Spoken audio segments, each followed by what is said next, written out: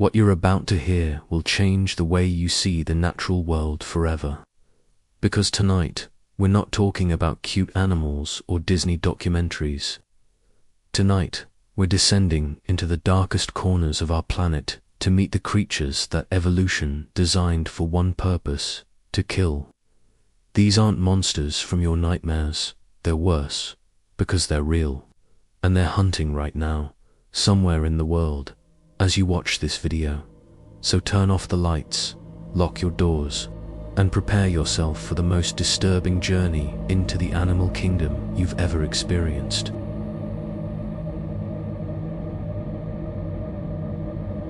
Picture this. The African sun bleeds red on the horizon. Shadows stretch across the golden grass like fingers reaching for their prey. And in those shadows, something is watching. The lion doesn't announce its presence, not yet. It waits, patient, calculated, cold. But here's what the nature documentaries don't tell you. Lions aren't noble. They're not majestic kings ruling with honor. They're calculated killers that have perfected the art of group murder over thousands of years. A pride of lions is essentially a death squad. Each member has a role in the execution. The females are the assassins, silent, coordinated, lethal. They communicate through signals we barely understand, encircling their victim in a noose of flesh and fang. Imagine being that buffalo. You're surrounded. Every escape route is blocked. You can see death in multiple directions, golden eyes reflecting the last light you'll ever see. Your heart pounds so hard it feels like it might burst through your chest. And then they move. The attack is chaos incarnate. Claws like curved daggers rip through hide.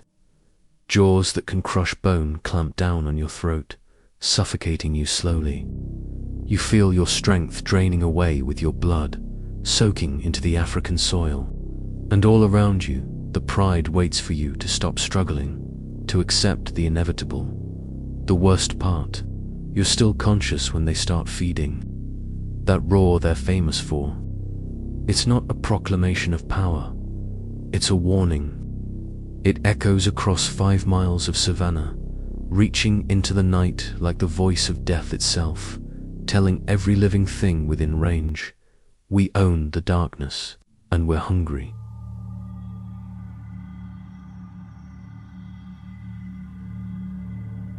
If the lion is a calculated killer, the tiger is something far more terrifying, an invisible executioner. Close your eyes and imagine walking through an Asian jungle. The air is thick, humid, suffocating. Insects buzz in your ears. Every leaf rustles. Every branch creaks. Your senses are on fire, trying to detect danger from every direction. But you'll never see the tiger coming. Those stripes aren't just pretty patterns. They're optical illusions designed by evolution to make a 600-pound killing machine vanish into the shadows. The tiger can be 3 feet away from you, and your eyes will slide right past it, seeing only jungle. Unlike lions, tigers hunt alone. No backup, no team, just one perfect predator against the world.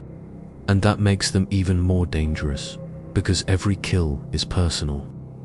Every hunt is a solo performance of death.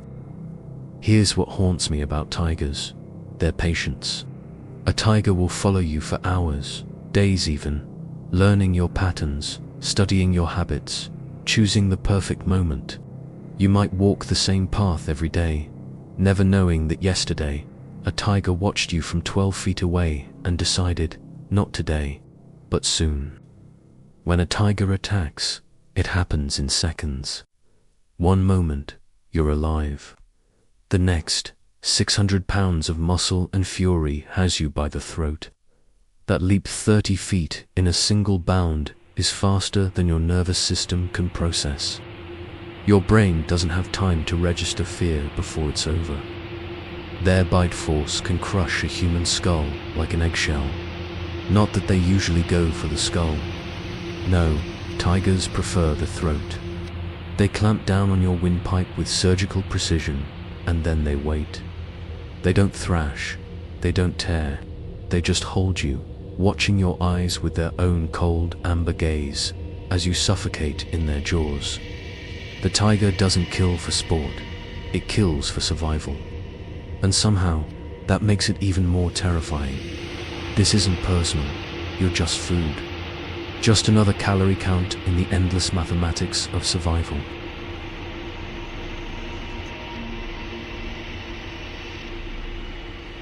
You're walking through a South American rainforest. The canopy above is so thick that even at noon, the forest floor is trapped in perpetual twilight. You hear monkeys calling in the distance, birds singing, the normal sounds of life. You don't hear the harpy eagle. You never hear the harpy eagle. These birds are living nightmares, sculpted from feathers and fury. Their talons are the size of grizzly bear claws and they can exert over 500 pounds of pressure per square inch. For perspective, that's enough force to crush a human skull without effort. But here's what makes harpy eagles truly horrifying. They're intelligent hunters. They don't just attack randomly. They study their prey. They learn the routes that monkeys take through the trees. They memorize which branches sloths prefer. They plan their kills with the precision of a military operation. And their vision, God, their vision. Imagine someone standing 100 feet away holding a coin. You can barely make out their shape. The harpy eagle can count the date on that coin. They can spot a sloth's claws from 200 feet up, through dense foliage, in low light. When a harpy eagle decides your prey, you don't stand a chance. It drops from above like a feathered missile, talons extended, moving at speeds that would make your car insurance nervous. The impact alone can kill smaller animals. Those talons punch through flesh and bone like they're made of paper. But here's the nightmare fuel. Harpy eagles don't always kill immediately.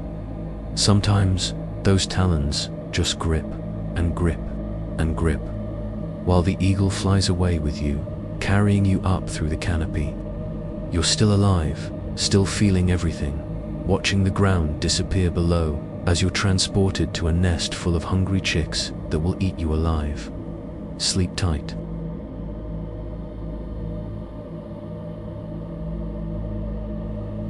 The ocean is not your friend.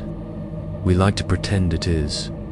We swim in it, we surf on it, we romanticize it in poetry and song. But the ocean is the largest graveyard on Earth, and it has guardians. The great white shark is a living fossil, a creature so perfectly designed for killing that evolution basically said, "Yep, that's good enough," and hasn't changed them in 400 million years. Think about that.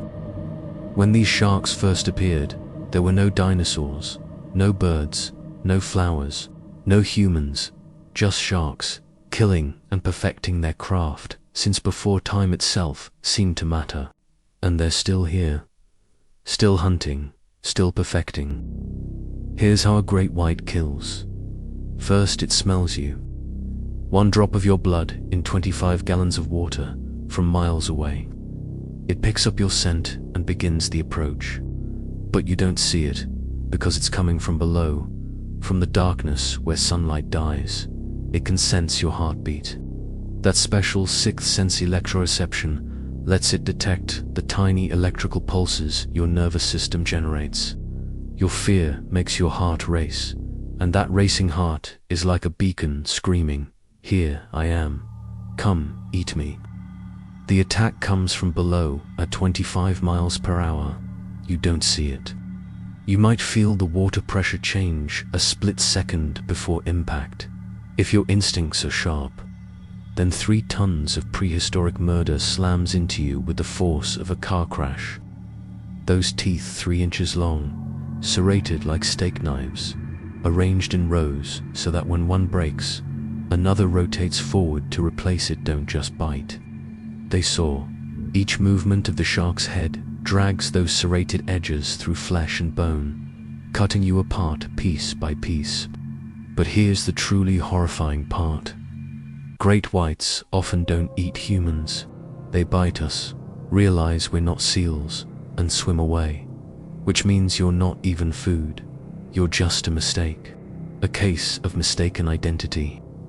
You lost your leg, or your arm, or your life, because you vaguely resembled a shark's actual prey in the half-second it had to decide.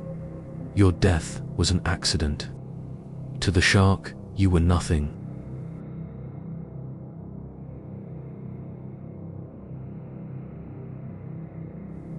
The Arctic is a place where most living things die. The cold alone will kill you in minutes. The isolation, the darkness, the endless white emptiness.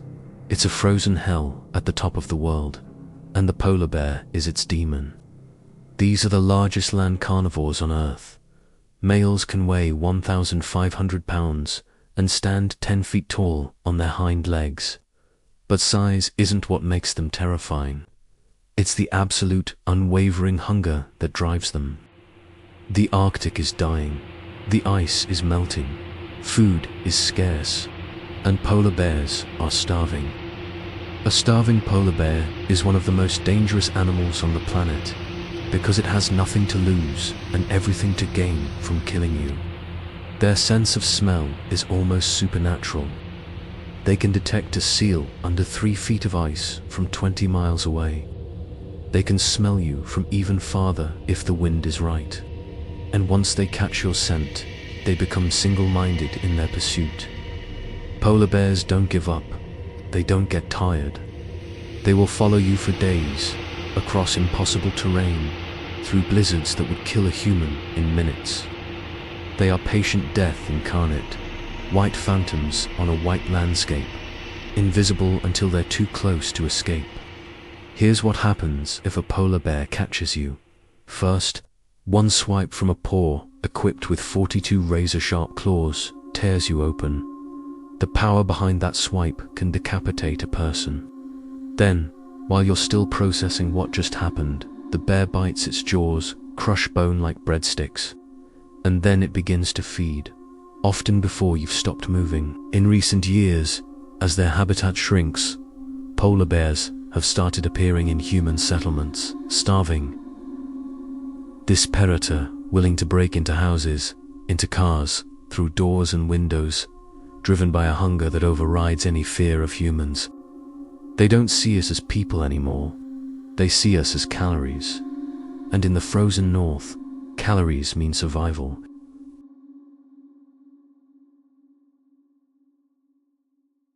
If intelligence could be weaponized, it would totally look like an orca.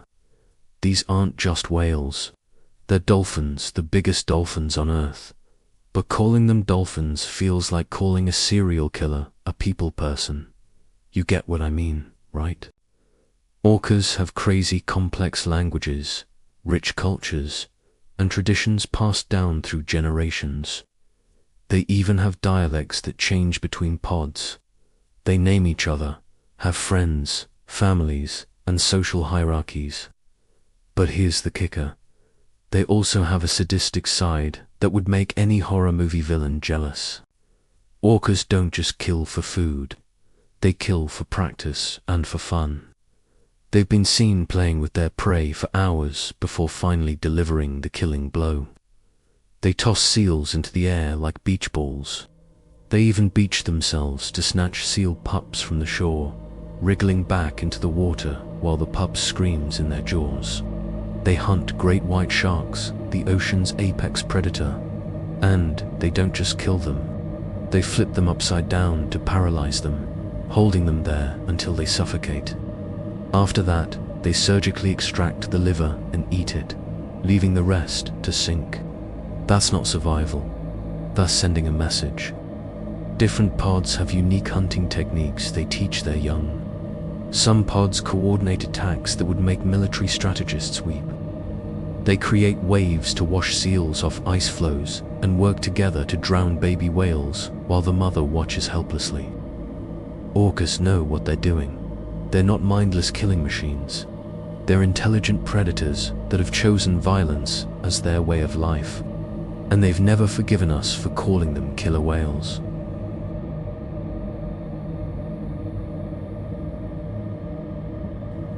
We need to talk about the black mamba, because this snake has earned its place in our nightmares. This isn't the biggest snake, it's not the strongest, but it might be the most efficient killer in the entire animal kingdom. Because the black mamba has weaponized speed and chemistry in a way that nothing else has. 12 miles per hour. That's how fast a black mamba can slither. For reference, Usain Bolt's average speed in his world record 100-meter sprint was about 23 miles per hour. The black mamba moves at half the speed of the fastest human who ever lived. And you are not Usain Bolt. You cannot outrun a black mamba.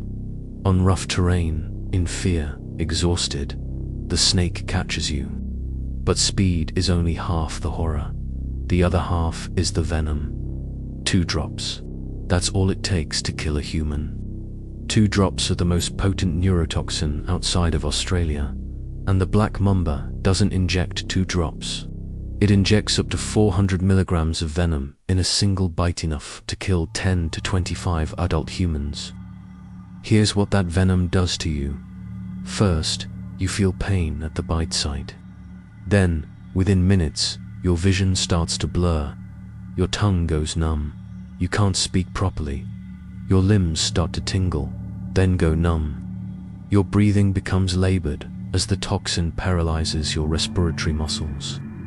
But your brain still works. You're conscious, aware, trapped inside a body that's shutting down system by system. You can feel your heart struggling, slowing. You can feel your lungs refusing to inflate. And you know, with absolute certainty, that you're dying. Without antivenom, death comes in 15 minutes to 3 hours, depending on the bite location and venom load. With antivenom, you might survive if you can get it in time, if you can afford it, if you're in a place where it's available. The black mamba isn't aggressive by nature. It doesn't hunt humans. But when cornered, when threatened, it becomes something else entirely. It rises up, spreads its hood, opens its mouth to reveal the black interior that gives it its name, and strikes, again and again. Multiple bites in seconds, each one pumping more venom into your system. And then it simply moves on, leaving you to die in the grass, alone, paralyzed, still conscious, still aware, still feeling everything as the darkness closes in.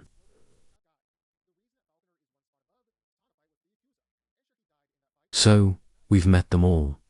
The pride that hunts in darkness, the ghost that stalks in silence, the sky demon with bare claws, the ancient hunger from the deep, the white death from the frozen north, the ocean's evil geniuses, and the serpent of paralysis and pain.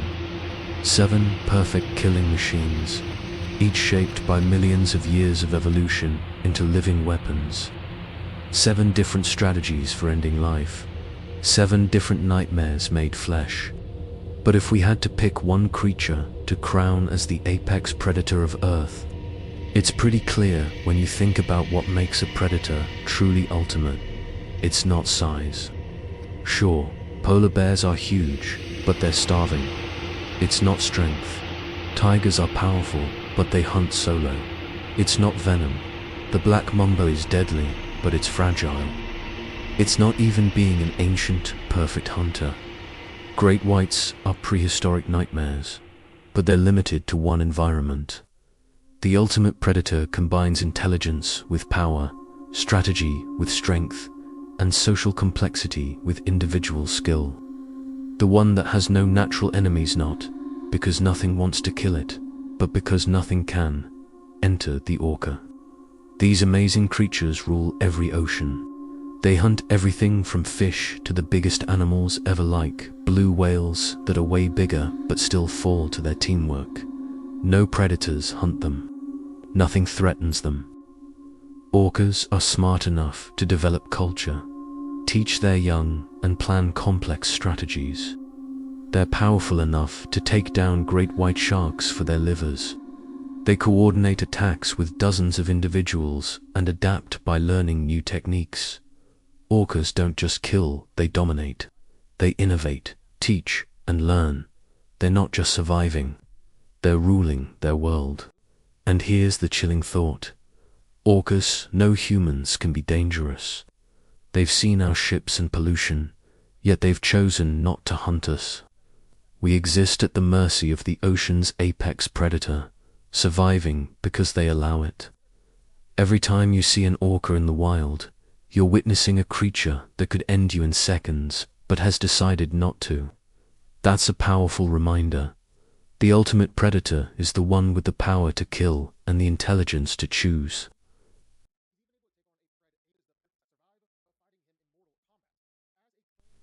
So now you know. You've met nature's perfect killers and peered into the shadows of the predatory world. It hits differently, right? We're not the apex species we like to think we are. We're just lucky prey that figured out tech faster than claws and teeth. Strip away our weapons and civilization, and what are we? Just meat.